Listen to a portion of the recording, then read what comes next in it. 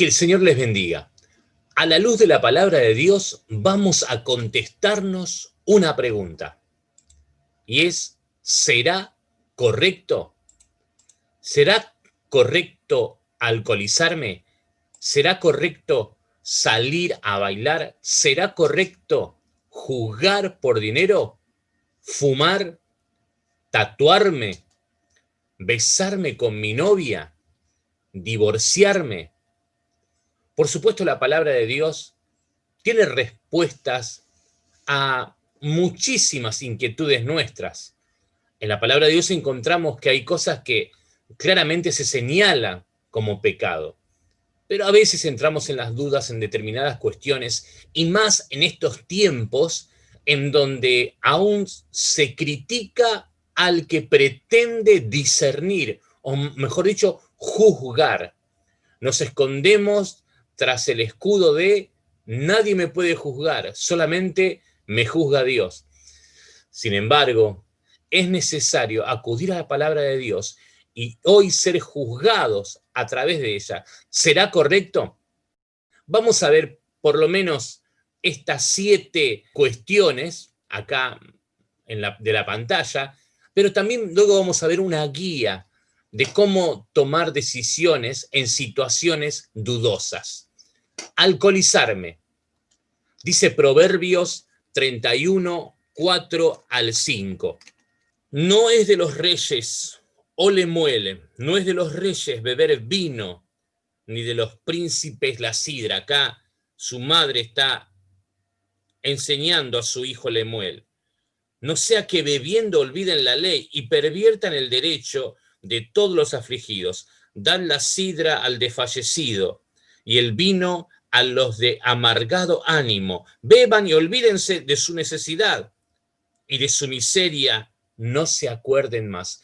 Acá, como vemos, la sidra, el vino, el alcohol está asociado, sí, al festejo, a la alegría, pero a la vez también puede traer el exceso, trae las consecuencias de olvidar todo. Eso es pecado. Y como hijos de Dios, dice acá, no es de los reyes, no es de los príncipes el estar alcoholizándose. Como hijos de Dios, como hijos del Rey de Reyes y Señor de Señores, somos príncipes y no podemos tener esa actitud inmadura de decir, pero si tomo un poquito de más, no me hace mal. También lo dice en Efesios capítulo 5, versículo 18, un texto muy conocido, dice, no os embriaguéis con vino, en lo cual hay disolución. Antes bien, sed llenos del Espíritu Santo. Y acá claramente cuando la ilustración que quiere dar es que así como el vino puede llegar a controlar tu vida, es mejor ser lleno, ser controlado por el Espíritu Santo. ¿Alcoholizarme? ¿Será correcto?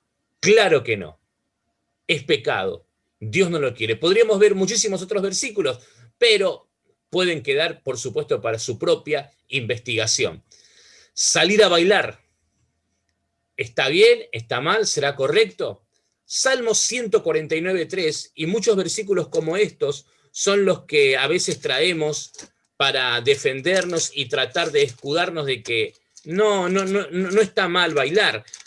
Hubo una época en donde, y hoy también, por supuesto, claro que hay, pero me acuerdo por los años 80, 90, se empezaron a inaugurar por el microcentro los famosos Cristo Bar. Y el concepto era de que los pastores preferían que sus jóvenes vayan a bailar entre creyentes a que vayan a bailar a un lugar en donde se ofrecía drogas o alcohol. Y el Salmos 149.3 dice, alaben su nombre con danza, con pandero y arpa a él canten. Entonces, disfrazado tras ese Cristo Bar, se invitaba a los jóvenes a bailar, ahí a pasar un buen tiempo, pero esa no es la danza bíblica. La danza donde acá aparece en este y otros versículos parecidos, es la danza de Israel. bailaban en círculos, solos o en forma grupal, nunca de a dos. O sea que no podemos tomar estos versículos para autorizarnos a bailar, y mucho menos ir a bailar en lugares donde se nos ofrece que, 1 Juan, capítulo 2, versículo 16. Ahora, quizás alguien esté escuchando esto por primera vez y diga, qué locos que están los creyentes. Realmente es una religión llena de prohibiciones y en verdad no es así, pero si usted no es un hijo o una hija de Dios, le será, créame, imposible poder comprender esto, porque solamente los creyentes tienen el deseo de agradar a Dios. Pero lo que les digo, vamos a ir viendo en estos minutos cuál es el significado de eso. 1 Juan capítulo 2, versículo 16 dice, porque todo lo que hay en el mundo, los deseos de la carne, los deseos de los ojos y la vanagloria de la vida no proviene del Padre, sino del mundo. Está claro que cuando uno va a bailar a un llamado boliche, discoteca, bailanta, uno va justamente en busca de los deseos de la carne, los deseos de los ojos y la vanagloria de la vida. ¿Es un lugar para un hijo de Dios? Claro que no. Salir a bailar, Dios no quiere eso, Dios no se agrada en eso. Jugar por dinero, ¿está bien o está mal? ¿Qué dice la palabra de Dios? En Génesis 3:19, después de que el hombre desde el principio trabajó, el hombre y la mujer siempre trabajaron. El trabajo no es un castigo de Dios. Antes de que Adán y Eva cayeran, ya trabajaban, porque trabajar es un privilegio, no es un castigo de Dios. Pero sí, en Génesis 3:19 dice, ganarás tu pan con el sudor de tu frente. O sea que ya ahora no solamente iba a ser un trabajo nada más, sino que iba a tener que ser un trabajo sacrificado realmente para poder sustentarse muchas veces, como lo podemos ver y experimentar en estos días y toda la vida, ¿no? O sea que para ganar dinero tenemos que trabajar. O sea que jugar por dinero no es lo que Dios quiere.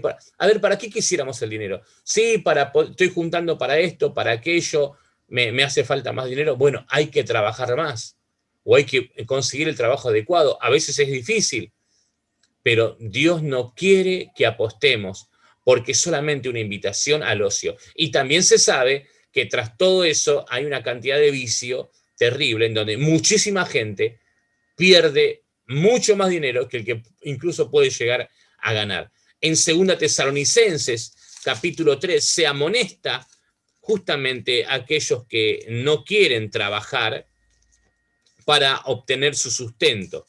2 Tesalonicenses, capítulo 3, versículos 10 al 12, dice así, porque también cuando estábamos con vosotros os ordenábamos esto, si alguno no quiere trabajar, tampoco coma. Porque oímos que algunos de entre vosotros andan desordenadamente, no trabajando en nada, sino entremetiéndose en lo ajeno. A los tales mandamos y exhortamos por nuestro Señor Jesucristo, que trabajando sosegadamente coman su propio pan. Esa es la manera de ganar nuestro sustento, trabajando. Y también, por supuesto, ese trabajo del creyente sirve para ayudar a otros hermanos que tienen real necesidad. Pero tratar de obtener dinero apostando, Dios no lo quiere. Fumar, ¿está mal? Claro que sí. Especialmente lo sabemos desde que se empezó a descubrir más que nada todo lo que, cómo va rompiendo el organismo. El tabaco, hoy en día también se trata de ver si fumar marihuana está bien o está mal. Claro que está mal. En Éxodo capítulo 22, versículo 18, manda hacer algo con el cigarrillo. Hablaba de cigarrillo. Éxodo 22, 18, no. Pero hay otra palabra. que dice así: a la hechicería no dejarás que viva. Hechicería, tomando el original de esa palabra, es farmaquia, farmaquiva. El término castellano es obvio, farmacia. Significa primariamente la utilización de medicina, fármacos, encantamientos, después envenenamiento, luego hechicería. También encontramos esa misma palabra en Gálatas capítulo 5, versículo 20. Y ahí se mencionan otros versículos más, como en Apocalipsis 9:21, Apocalipsis 18:23, también en Éxodo 7:11, en el versículo 22, y en Isaías 47:9-12. En Gálatas 5:20 dice así: idolatría, hechicerías, enemistades, pleitos, celos, iras, contiendas, disensiones, herejías.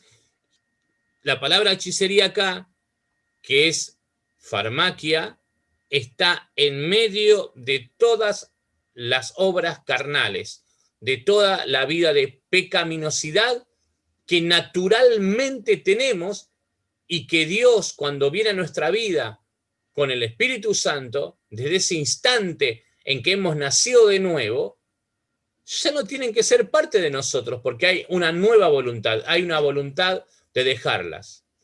En la hechicería, continúo leyendo este comentario del diccionario Vine, la utilización de drogas, tanto si eran sencillas como si eran potentes, iba generalmente acompañada de encantamientos e invocaciones a poderes ocultos, de la aplicación de diversos amuletos, etc.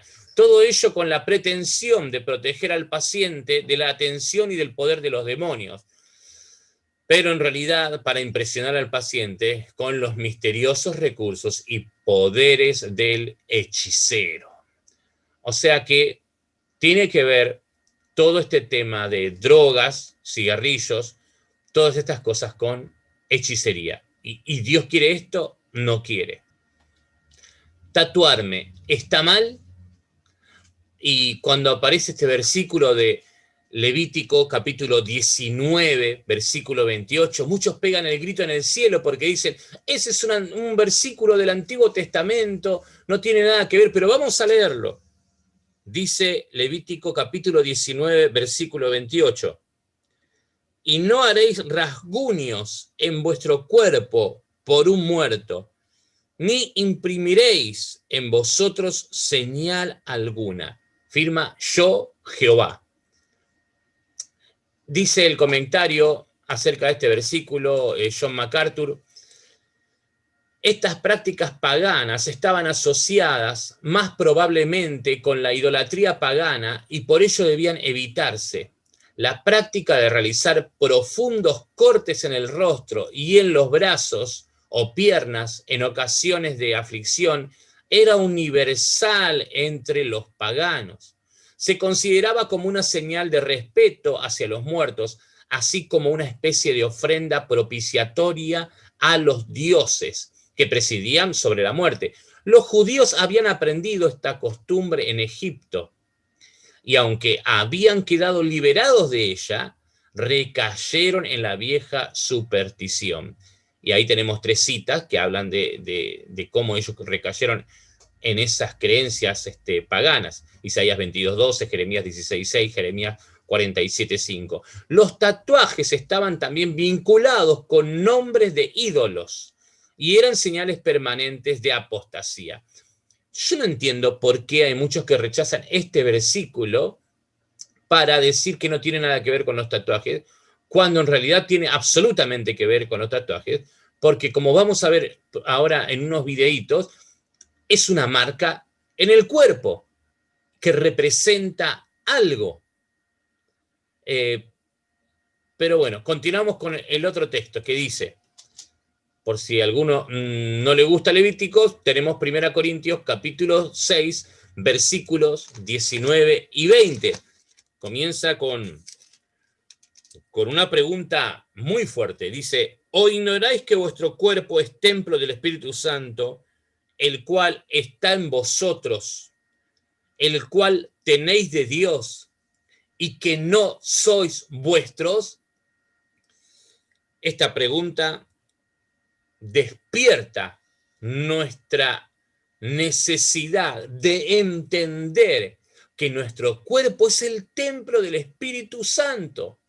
En todo este pasaje está tratando el tema de la fornicación, en donde habla de que tener relaciones sexuales no es solamente algo físico, algo carnal, sino también se convierte en algo espiritual, porque mi cuerpo quedaría ligado a otra mujer, más allá de lo físico, es algo espiritual.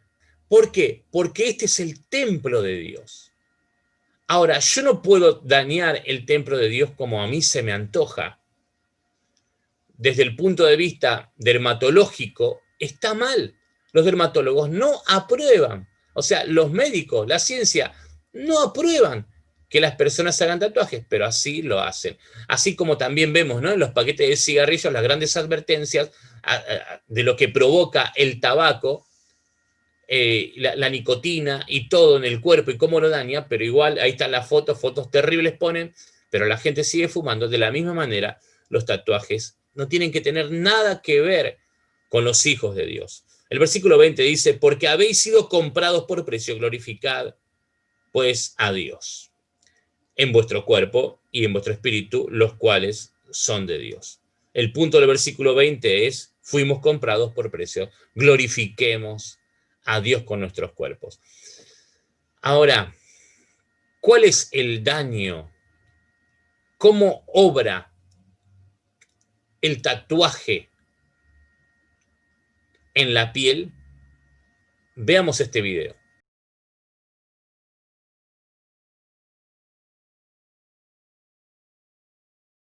Tal vez sea hora de que explique lo que sucede cuando te tatúas. Las agujas penetran en la piel a velocidades de hasta 50 veces por segundo. Cuando esto sucede, el cuerpo se convence de que está bajo ataque y el sistema inmunitario entra en batalla. Células especiales corren hacia la herida y devoran hasta la última gota de tinta en un intento de rescatar al cuerpo de este invasor extraño. Una vez atiborradas de su parte del pigmento, estas células hinchadas ahora están atrapadas y ¡voilá! Una marca permanente, profunda, debajo de la superficie de la piel, conocida como tatuaje. No sé si pudieron prestar atención, pero el mismo cuerpo, así como cuando va padeciendo frío, se levanta su temperatura de manera natural, parte de la creación perfecta de Dios, también ahí vemos cómo el mismo cuerpo quiere rechazar esa tinta, pero es tanta la velocidad de los pinchazos para tatuarse que llega a asimilarla como propia y por eso una persona puede quedar marcada. Eso realmente, ¿puede un hijo de Dios admitirlo en su vida? Claro que no. Pero también veámoslo de otro punto de vista. ¿Quién es el que pretende que la juventud, que las personas arruinen su cuerpo? Y ahora vamos a ver un extracto de un video donde ahí yo dejo de dónde es este video, pero es una entrevista a un hombre que es miembro de una iglesia satánica. A él se le va a preguntar cómo resumiría la Biblia, cuál sería el mensaje central. Y escuchen la respuesta. Pero también uno de sus sacerdotes dice cuál es el plan para alcanzar a todas las personas. ¿A través de qué?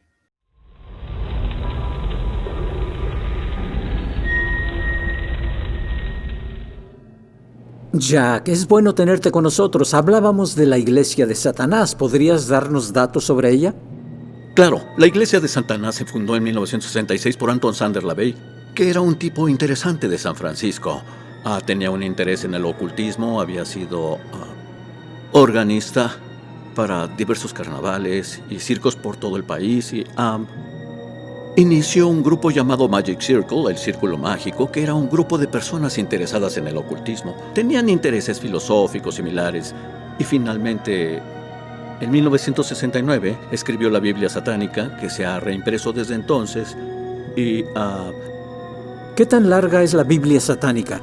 es muy corta. ¿De veras? Sí, podrías sentarte y leerla en una tarde. ¿Y cuál sería el mensaje si pudieras resumir el mensaje de la Biblia satánica? ¿Qué crees que dice? Disfruta la vida aquí y ahora.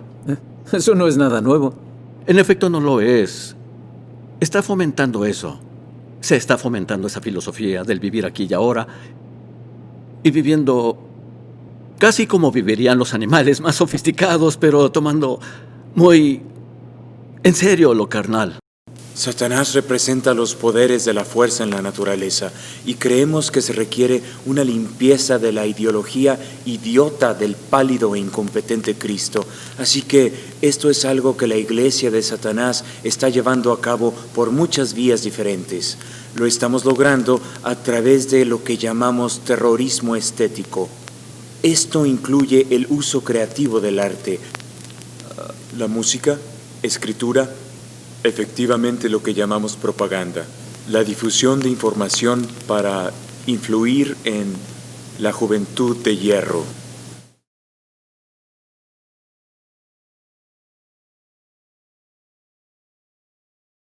Como habrán visto en esos testimonios, la obra de Satanás es hacer que las personas tengan satisfacción en su carne. Y hablaba ese sacerdote satánico acerca de la manera de llegar a todos es a través del terrorismo estético. Podríamos hablar mucho acerca de lo que es, pero una de las grandes cosas que nos damos cuenta claramente que significa eso, es tatuarse, es ponerse tremendos expansores que te deforman totalmente las orejas u otras partes del cuerpo. Terrorismo estético. Continuemos. Besarme con mi novia. ¿Será correcto? Proverbios capítulo 7, versículo 13, nos habla de una mujer que descaradamente agarra a un muchacho y le da un beso. Ahora, esa mujer, por todo lo que describen esos versículos de Proverbios 7, no es justamente una mujer santa. En 1 Corintios capítulo 6, versículo 18, dice que hay que huir de la fornicación. Huir de la fornicación. Antes leímos los versículos 19 y 20 de 1 Corintios 6. El versículo 18 dice, huir de la fornicación. Cualquier otro pecado que el hombre cometa está fuera del cuerpo, mas el que fornica contra su propio cuerpo peca. Está clarísimo que no es lo mismo estar de la mano con mi abuela, con una abuela, que con la chica que a uno le gusta. El corazón empieza a latir, el cuerpo empieza a bombear más sangre de lo normal, y ni imaginar cuando uno se da un beso, y ahí vuela la imaginación. Mi pregunta es, ¿eso conduce a la santidad? No, pero eso no es fornicación. La pregunta es, ¿eso me acerca a la fornicación o me acerca a la santificación? En 1 Tesalonicenses capítulo 4, versículos 1 al 8, voy a leer solamente el versículo 3 de ese pasaje, en donde nos habla acerca de lo que nos conduce a la fornicación y lo que nos conduce a la santificación. Dice así 1 Tesalonicenses capítulo 4, versículo 3, pues la voluntad de Dios es vuestra santificación, que os apartéis de fornicación. Hay que salir corriendo como José. No hay que quedarse ahí a ver hasta dónde aguantamos. No, yo conozco mis límites. Y ahí uno como hombre, o incluso chicas, empiezan a tocar a su novio, a su novia. Y quizás primero en forma temerosa, pero después uno ya empieza a provocarse, a provocar. Hay que alejarse de todo eso.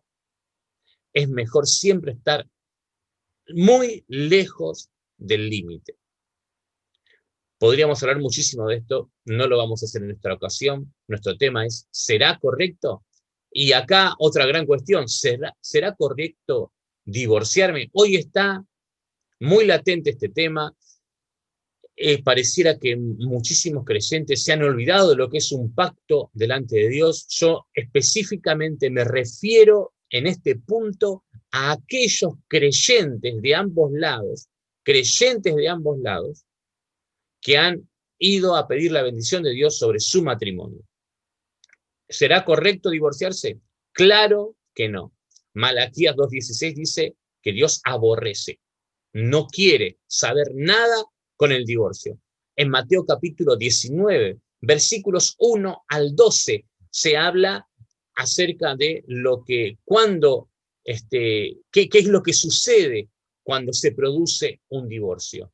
Y es que uno ya empieza a entrar en el adulterio y si se vuelve a casar, hace que esa mujer con la que uno se casa adultere también.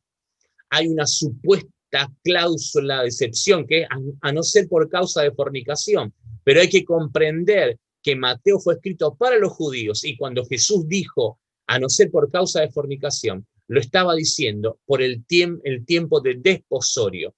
Los judíos pagaban una dote y ese noviazgo ya parecía un casamiento, en realidad estaban hipercomprometidos, pero todo quedaba clarísimo y el pacto se sellaba en el tálamo nupcial, ahí en las bodas. Y ahí, si se encontraba virgen a la señorita, entonces la boda continuaba y ahí iniciaba la vida matrimonial. En ese periodo, desde el pago de la dote hasta el lecho nupcial, solamente de esa manera uno podía separarse de alguien. Así como estaba siendo tentado de alguna manera José cuando se enteró que María estaba embarazada, ¿no? Quería dejarla secretamente porque ella estaba desposada. Los judíos comprendían perfectamente. Muchos le tratan de buscar la vuelta a esto o al otro para aprobar un divorcio y muchos hasta dicen que lo que rompe el pacto matrimonial es cuando una de las dos personas tiene relaciones sexuales con otra y que eso se rompe todo. Lo que Dios unió no lo separa el hombre. Podríamos hablar muchísimo más de esto, no lo vamos a hacer. Otros versículos para ver son 1 Corintios capítulo 7, versículos 10 y 11. Pero cuando hablamos de divorcio específicamente, nos tenemos que ir, vamos también a Mateo en el capítulo 5, versículos 23 y 24, en donde me habla de practicar un perdón saludable. O sea, que si yo me acuerdo que tengo algo contra mi hermano, o más bien que mi hermano tiene algo contra mí, no tengo que terminar de hacer mi adoración o dejar mi ofrenda, sino tengo que arreglar las cosas con mi hermano, porque es mi hermano, es un perdón, es para mantener saludables las relaciones. Y luego dice en Mateo 5:32, habla de un perdón razonable. Si ustedes leen todo el texto, ahí es donde Jesús continúa el sermón del monte, hablando acerca del adulterio y hablando acerca de lo que es el divorcio, y el Señor no admite el divorcio, pero ¿qué pasa cuando hay problemas en el matrimonio? Hay que perdonarse, o sea, si yo puedo y tengo que perdonar a mi hermano, ¿cómo no voy a perdonar a mi esposa, que es la persona que yo elegí para estar toda mi vida? Y luego en Mateo capítulo 5, versículo 44, nos habla de un perdón irrazonable, o sea, perdonar a nuestros enemigos. O sea, si yo tengo que perdonar a mis enemigos, ¿cómo no voy a esforzarme para mantener una armonía que venga del Señor con mi esposa? El divorcio no es una puerta, no es ninguna solución, no es una puerta opcional. El divorcio, como dice Malaquías 2:16, el Señor lo aborrece. Tenemos guías para decidir sobre actividades dudosas. En primer lugar, tenemos que preguntarnos, ¿lo prohibió el Señor a los creyentes de hoy en día? Tal actividad, esa actividad sobre la que yo tengo duda, ¿lo prohibió el Señor? En 1 Tesalonicenses, capítulo 5, versículo 22, dice, absteneos de toda especie de mal. Bueno, acá tenemos una serie de mandamientos de parte del Señor. Desde el versículo 16 dice, estad siempre gozosos, orad sin cesar, dad gracias a Dios en todo, porque esta es la voluntad de Dios para con vosotros en Cristo Jesús. Acá ya tenemos tres cosas positivas. Una negativa es no apagar el espíritu. Luego dice, no menospreciéis las profecías. O sea que tenemos que escudriñar la palabra de Dios. Y en base a eso, dice el versículo 21, examinadlo todo, retened lo bueno. Versículo 22, absteneos de toda especie de mal. O sea, nosotros tenemos que discernir a través de la palabra de Dios qué es lo que está mal. Toda forma de mal. De eso tenemos que alejarnos. Segunda pregunta que nos tenemos que hacer. ¿Hay gloria para Dios en ello? En 1 Corintios capítulo 10, versículo 31, dice que cuando comamos, cuando bebemos, tenemos que hacerlo todo para la gloria de Dios. ¿Qué es dar la gloria a Dios? Es darle a Él la alabanza. Lo que estoy haciendo está alabando a Dios. ¿Hay gloria para Dios en esto que quiero hacer? Otra pregunta que me tengo que hacer es del mundo, esto es del mundo, esta actividad, es una actividad mundana, es una actividad que no tiene nada que ver con Dios. En Juan capítulo 17, en la oración intercesora, Juan 17, versículo 16, dice, no son del mundo, como tampoco yo soy del mundo. Fíjense cuán identificados el Señor los tiene como suyos, que dice, yo no soy del mundo, y ellos tampoco son del mundo. Por eso no tenemos que hacer las cosas del mundo, que ¿qué son? Los deseos de la carne, los deseos de los ojos, la vanagloria de la vida, como dice en primera Juan, capítulo 2, versículos 15 al 17. Así dice que la amistad con el mundo es enemistad con Dios. Y el mundo pasa y sus deseos, pero el que hace la voluntad de Dios permanece para siempre. Una cuarta pregunta que me puedo hacer en esta guía para decidir sobre actividades dudosas es, ¿lo hubiera hecho el Señor? Primera Pedro 2:21 dice, pues para esto fuiste llamado, porque también Cristo padeció por nosotros, dejándonos ejemplo para que sigáis sus pisadas. Este versículo me habilita a mí a yo preguntarme frente a una cuestión dudosa, ¿lo hubiera hecho el Señor? Tengo que seguir las pisadas del Señor. Otra pregunta que me puedo hacer, ¿te agradaría ser hallado haciéndolo cuando regrese el Señor? En 1 Juan capítulo 2, versículo 28, dice, y ahora, hijitos, permaneced en Él, para que cuando se manifieste tengamos confianza, para que en su venida no nos alejemos de Él avergonzados. ¡Wow! Esta actividad dudosa que tenés en mente, ¿te agradaría ser hallado cuando el Señor regrese? 6. ¿Te sientes libre para hacerlo al recordar que Dios, el Espíritu Santo, mora en ti?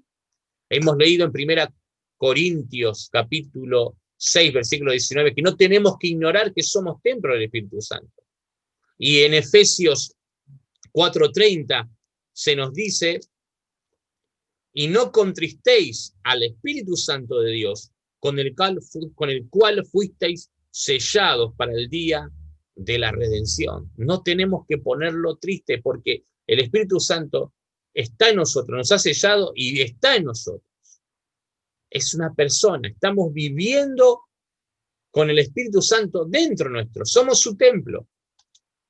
En séptimo lugar, otra pregunta que me puedo hacer ¿es una conducta que cuadra a un hijo de Dios lo que estoy por hacer? ¿Coincide con lo que es un hijo de Dios? Si nos ponemos a pensar ciertas cosas que hacemos, no cuadran, hay que dejarlas. Podemos leer en Romanos capítulo 2, versículo 4, 24, dice, porque como está escrito, el nombre de Dios es blasfemado entre los gentiles por causa de vosotros. Y eso es lo que pasa cuando un hermano, una hermana, no vive de acuerdo a lo que dice la palabra de Dios, no cuadra. Colosenses 1:10 dice, para que andéis como es digno del Señor, agradándole en todo, llevando fruto en toda buena obra y creciendo en el conocimiento de Dios.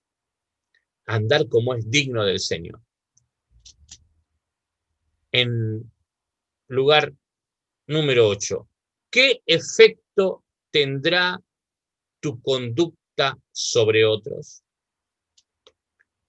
¿Cómo es mi conducta? En 2 Corintios 5:17 dice, de modo que si alguno está en Cristo, nueva criatura es. ¿Estamos viviendo, nuestra conducta es totalmente nueva? Pregunta número 9. ¿Será causa de tropiezo a alguien que es joven en la fe? En 1 Corintios capítulo 8, versículo 19, se nos manda a considerar esto seriamente, dice el versículo 9, pero mirad que esta libertad vuestra no venga a ser tropezadero para los débiles. Cuidado con que nuestra libertad, somos libres, nos damos cuenta de las cosas, tenemos cierta madurez, pero no hagamos daño, tenemos que fijarnos de no ser de tropiezo a los hermanos nuevos o a los hermanos débiles. Y la pregunta número 10, para guiarnos, para decidir sobre alguna actividad dudosa es, ¿hay en tu mente alguna duda en cuanto al asunto en cuestión? Y la respuesta es, si dudas, no lo hagas. O si dudas, no lo hagas. Romanos 14:23 dice, pero el que duda sobre lo que come es condenado, porque no lo hace con fe, y todo lo que no proviene de fe es pecado. O sea, no hay seguridad, estás dudando, estás entre que no sé realmente, estoy dudando, no lo hagas, porque es pecado. Ahora, ¿por qué revisar nuestro andar? ¿Por qué tener que preocuparnos? Recién vimos 10 preguntas que nos tendríamos que hacer, es una guía. Quizás nos pueda ayudar. Anteriormente vimos 7 cosas que a veces se ponen en la mesa de lo dudoso y donde se arma mucho debate, pero la palabra de Dios es clara frente a cada una de esas cosas y de otras tantas también. ¿Por qué tenemos que revisar nuestro andar? Al final esto es un lío bárbaro, uno puede decir. Como yo dije al principio, uno va a poder apreciar esto y comprenderlo si es un hijo o una hija de Dios. ¿Cuál es el motivo por el cual nosotros tenemos que vivir revisando nuestro andar? Dice Levítico capítulo 11, versículos 44 y 45. Porque yo soy Jehová vuestro Dios. Vosotros, por tanto, os santificaréis y seréis santos, porque yo soy santo. Así que no contaminéis vuestras personas con ningún animal que se arrastre sobre la tierra, porque yo soy Jehová. Como os hago subir de la tierra de Egipto para ser vuestro Dios, seréis pues santos, porque yo soy santo.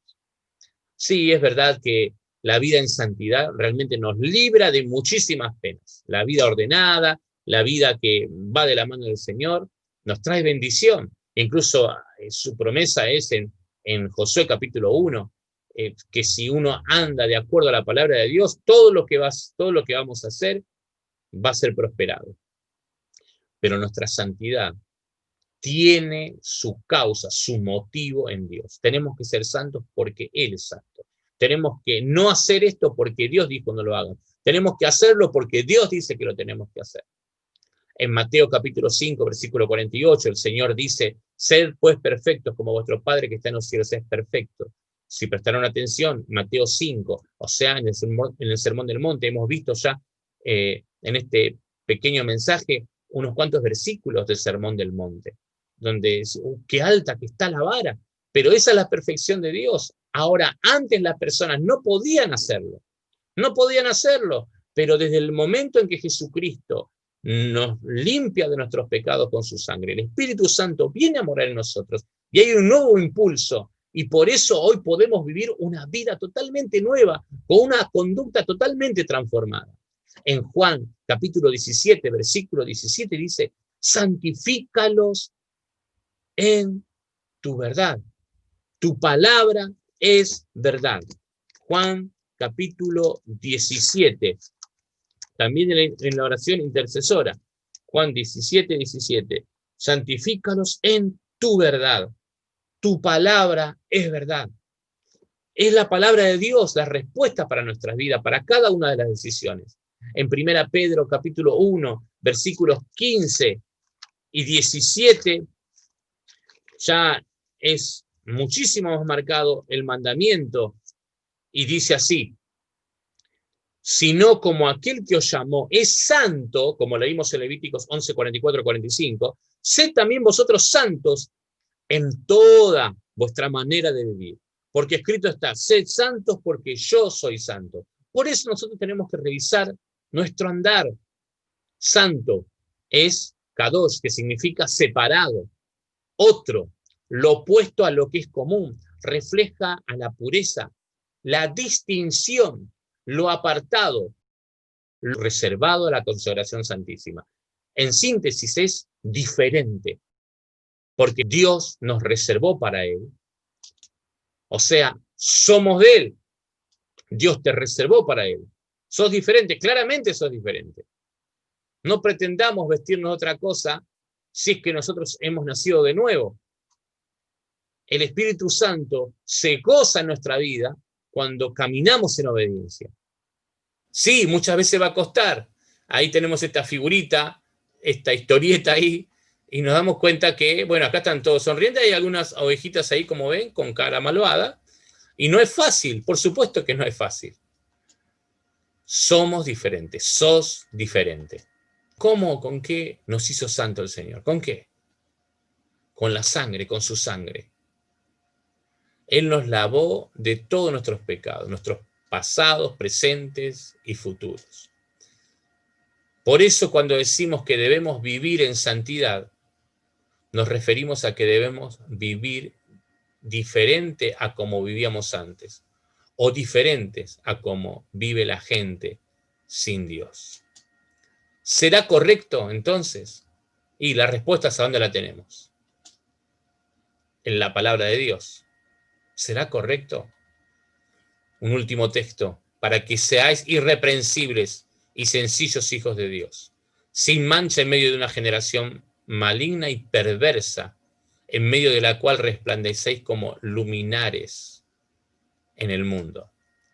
Filipenses 2:15. Esta semana veíamos un eclipse, los luminares ahí haciendo su espectáculo.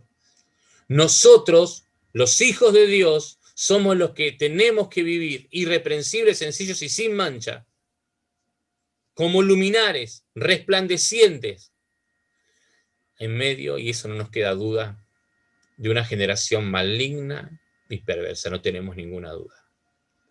Vivamos conforme a la palabra de Dios. Hagámonos preguntas.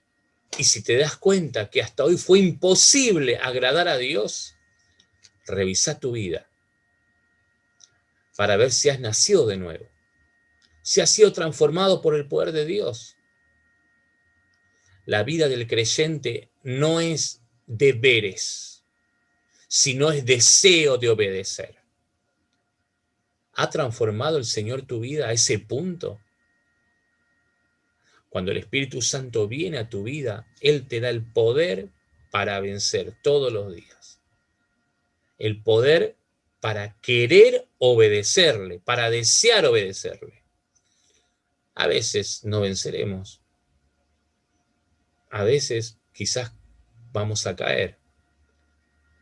Pero allí nos levantaremos otra vez más. Y nos tomaremos bien fuerte del Señor, como cuando Pedro se hundió en el mar y le pidió ayuda, el Señor extendió su mano y lo levantó nuevamente. Algo así es la obra del Espíritu Santo en la vida del creyente. Por eso, si hasta hoy no fue tu experiencia, te invito a que te arrepientas de tus pecados y le digas al Señor, ven a mi vida. Por favor, quiero que tu Espíritu Santo entre en mi vida y la transforme. Y disponete a obedecer al Señor, buscándole en su palabra. Y no te quedes tranquilo, no te quedes tranquila hasta no haber visto la transformación de Dios en tu vida. Que el Señor nos guíe, que el Señor te bendiga.